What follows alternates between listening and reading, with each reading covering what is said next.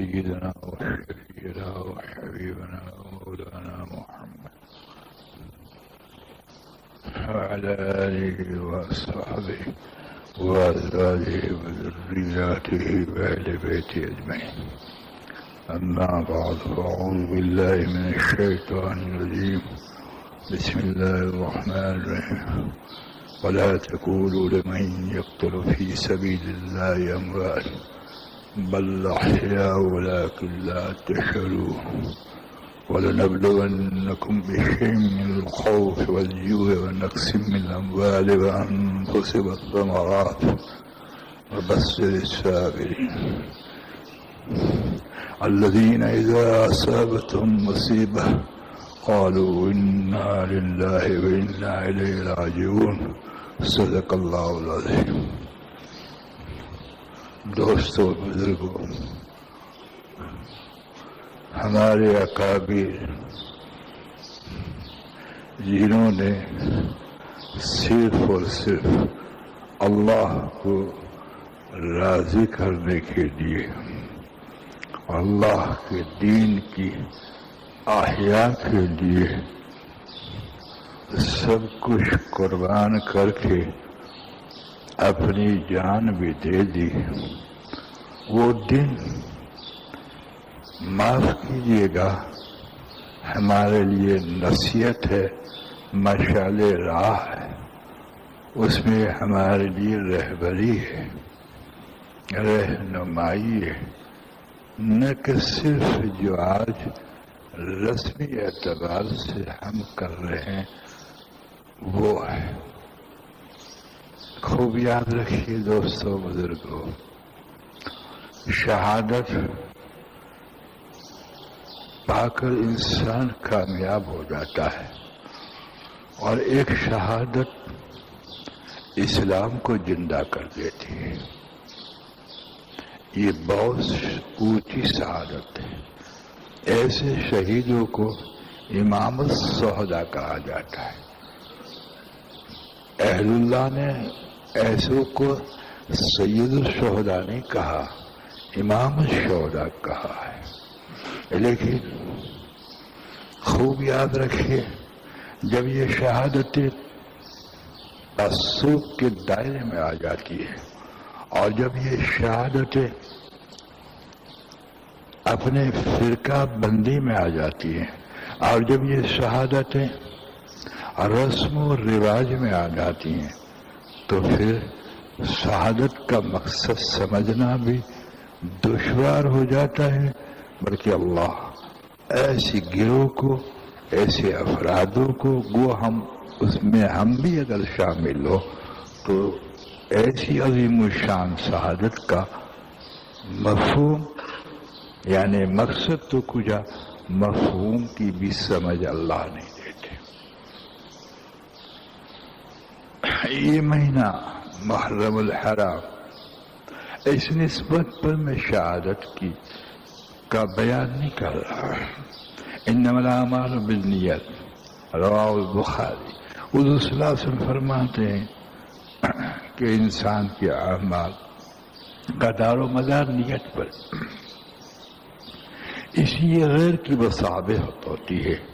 لیکن چونکہ ایک شہادت کا عام چرچا ہے، خاص چرچا نہیں، ایک عام تاثر ہے، خاص تاثر نہیں. اگر خاص تاثر ہو تو یہ شہادت انسانوں کی زندگی پلٹنے کے لیے ذریعہ بن سکتی ہے. یعنی ایک انسان حضرت سیدنا امام حسین ابن علی کرم اللہ وجہ اور ان کے متعلق ان کے خاندان کی سب کی شہادت یاد کرتا ہے، لیکن اس سے استفادہ کیا حاصل کرتا ہے؟ یعنی کون سا سبق اختیار کرتا ہے؟ بلکہ یہی تو اثر لیتا ہے کہ آپ کی روح کو ثواب پہنچانا، جی ہاں، اور آپ کے لیے غم اٹھانا. وہ ضوابط کی بات ہے. آیا آپ کی شہادت کے بعد کب تک آنسو بہانا، میں اس پہ تذکرہ نہیں کرنا چاہتا، اس لیے کہ میں ایسے خاکوں سے بے نیاز ہو کے بات کرنا چاہتا ہوں تاکہ ہمیں پتہ چل جائے کہ سیدنا امام حسین اور آپ کے متعلق کی شہادت نے ایک عبرت کا ایسا داستان چھوڑا ہے جس کی تشریح اور تفسیر لکھی جائے تو میں سمجھتا ہوں کہ شہادت کے سارے پہلو مقاصد سب کے سب اس میں آ جاتے ہیں، اور یہ لوہا غیر مسلموں نے مانا ہے جو کسی درجے دنیاوی علم رکھتے ہیں، لیکن جب ہم ہمارے اسلافوں کو شخصیت کے اعتبار سے مانتے ہیں اور ماننا چاہیے، لیکن اس شخصیتوں کے کارنامے ہمیں کیا سبق دیتے ہیں، اگر اس پہ ہم نہیں آئیں گے تو معاف کیجیے گا، جو استفادہ حاصل ہونا چاہیے اور جو شہادت سے فیض ملنا چاہیے وہ کبھی نہیں ملے گا۔ پہلی بات، انسان مقصد کے لیے کیا چھوڑتا ہے؟ اور سب کی تمنا ہے کہ مدینۃ المنورہ میں رہیں اور مدینۃ المنورہ میں مریں۔ آپ مدینۃ المنورہ کے اندر پیدا ہوئے، جہاں تک نہ بھولتا ہوں، مدینہ منورہ کو چھوڑا، اللہ اللہ، مکہ المکرمہ گئے، وہاں سے مکہ المکرمہ کو چھوڑا۔ کون سے عظیم مقصد کے لیے؟ نہ اپنی ذات کو لے کے چھوڑا بلکہ 72 خاندان کے افرادوں کو لے کر چھوڑا۔ 72 کو لے کے چھوڑا، اور دنیا نے یہ دیکھ لیا کہ جو وجود کلمہ پڑھتے تھے اور جس کے نانا جان کو آخر زمان نبی رحمت للعالمین مانتے تھے، اور ان احادیثوں کی روایت کو بھی مانتے تھے کہ حضور صلی اللہ علیہ وسلم کی یہ لخت جگر تھے، اور بہت سی خوبیاں بیان فرمائی وغیرہ وغیرہ، یہ سب کچھ کلمہ پڑھنے کے عقیدت کے دائرے میں تھا۔ لیکن ایک سبق یہ ملا کہ انسان حضرت صلی اللہ علیہ وسلم اور اس کی اولاد کا بھی نہیں ہو سکتا، اس لیے کسی کا ہونے سے پہلے جو مقدم تعلق ہے اس تعلق سے قائم کرنے پہلے جو ضمن کے تعلق ہے اس کو نیچا دکھانا ہوتا ہے، چاہے ماں کا تعلق ہو چاہے باپ کا تعلق ہو۔ کشے بات، جیسے میں آپ کو ایک صاف دلیل دوں کہ نبی پاک صلی اللہ علیہ وسلم کو جس نے اپنایا لیکن تعلق اور محبت میں ماں باپ کو حضور سے آگے لے گئے تو اس نے بات نہ سمجھی، اور حضور صلی اللہ علیہ وسلم کو کیسے نبھائے گا وہ؟ چنانچہ حضور صلی اللہ علیہ وسلم کی روایت ان کے سامنے تھی اور کوئی ان کا انکار نہیں تھا، لیکن پہلا باب آپ نے یہ کھولا کہ ہماری مبارک سفر اس میں مدینہ منورہ سے ہمیں چاہت تھی، ہمارے نانا جان وہاں سوئے ہوئے تھے۔ کہ عجیب قربانی کہ حضور صلی اللہ علیہ وسلم نے فرمایا اگر مرنا ہو، جس کا مفہوم ہے تو مدینے میں مرو، مرنا ہو تو مدینے میں مرو۔ کہ یہ کیوں کہا گیا؟ کہ تیری فلاح کے لیے کہا گیا، اور امام حسین سمجھ گئے کہ اگر جان دینا ہو تو مدینے والے کے مقصد کے لیے باہر جان دو، اور اسے بالا تر سمجھایا۔ آپ نے جو حدیث فرمائی انسان کی فلاح اور بہبود کے لیے فرمائی، لیکن آپ نے حضرت محمد صلی اللہ علیہ وسلم کا مقصد سمجھا اور امت اور دین کی فلاح کا سمجھا۔ اس لیے اپنے گھر والوں کو بھی وہی نہ چھوڑا۔ اللہ اکبر کبیرہ۔ باتیں تو سامنے آتی ہیں کہ کوفے والوں نے بیت کے لیے بلایا، کوفے والوں نے بیت کے لیے بلایا لیکن اللہ نے کیوں سفر کرایا؟ منشا تو اللہ کی پہچان کہ اللہ کی اس میں کیا آزمائش تھی، بندے بھی کیا جاتا ہے۔ اس لیے اللہ رب العزت پروردگار عالم فرماتے ہیں کہ ایک وجود دوسرے وجود کی آزمائش ہوتی ہے، آزمائش ہوتی ہے۔ بنیاد کو تو نے چھوڑ دیا کہ یہ کس نے آزمایا اور کون آزمانے والا تھا؟ جیسے میں نے ابھی آیات پڑھی، ہم آزماتے ہیں انسان کو تھوڑے خوف سے، جان سے، مال سے، ثمرات سے۔ دیکھا آپ نے، ہم نے آزمایا، آپ چلے، اللہ اکبر، آپ چلے۔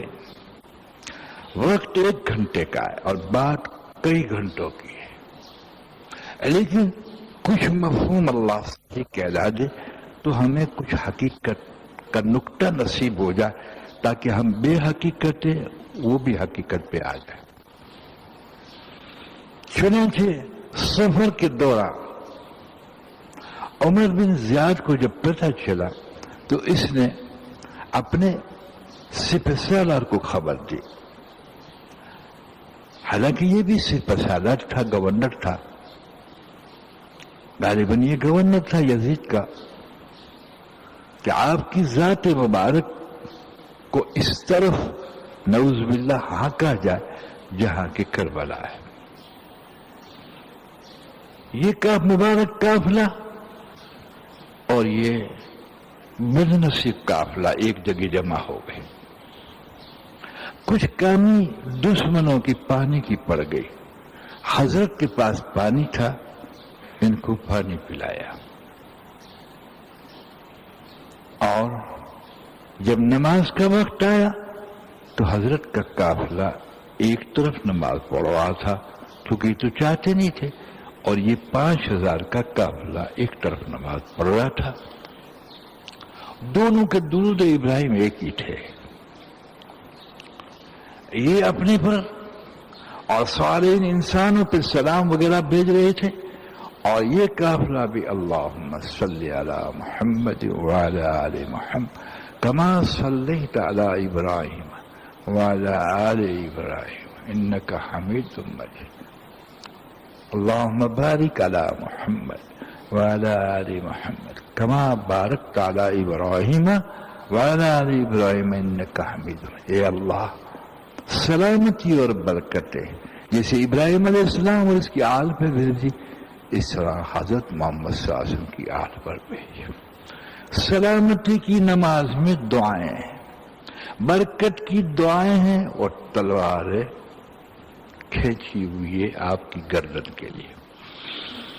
ایک حقیقت خیز واقعہ، اللہ اکبر، حقیقت خیز واقعہ ہے۔ آخر مختصر یہ قافلہ کرب و بلا میں پہنچا، کرب و بلا کے اندر پہنچا، اور اس وقت عمر بن زیاد نے ایک وجود کو بھیجا جو یہ چاہتا تھا کہ صلح ہو جائے۔ سنا، حضرت امام حسین رضی اللہ تعالیٰ نے فرمایا کہ میں بغیر بلائے نہیں آیا ہوں، ایک مقصد کے تحت آیا ہوں، اس لیے کہ ایک فاسق کی بیعت کرنا شریعت گوارا نہیں کرتی۔